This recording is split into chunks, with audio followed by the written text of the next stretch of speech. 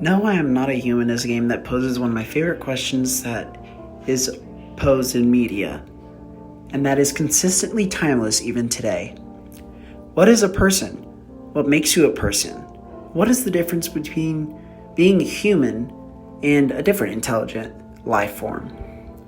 No, I Am Not a Human is a visual novel told through the eyes of a character who has doubts of his own existence. His father was a bad person, and he hates everything about his living space because it reminds him of his father. Your neighbor comes to tell you of a weird phenomenon involving humanoid creatures attempting to invade your house under the guise of real people. These people are called visitors, and there are specific determining signs such as perfect white teeth, red eyes, that help you determine whether or not someone's a human. Of course there are coincidences, but this is the basis for how you're supposed to determine who's a visitor and who's a human. And the cherry on top, every single playthrough is completely randomized. This makes the game not only really interesting to replay, but makes you build real bonds with the characters that you meet and let in, and make you really sad when they get killed by visitors or get taken or die. The aesthetics of the game is one of the strongest aspects, however.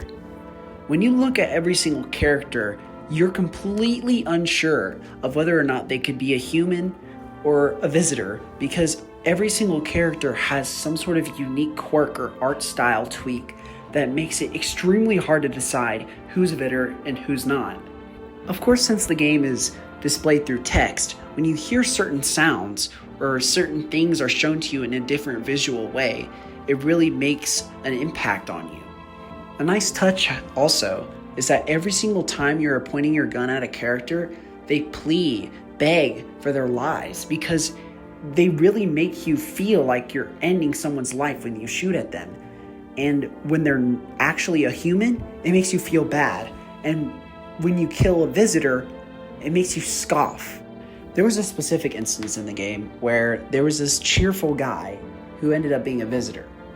In a different playthrough, I decided to let him in only because he offered me cat food, which you can use in the game to kind of protect yourself. I think I'm gonna let him in and then just kill him both. Yeah, everything's gonna be okay. Oh, really? Cool, dude. What's your armpits look like? Yeah, pretty ordinary, right? Yeah, I'm still gonna shoot you to death. You're done.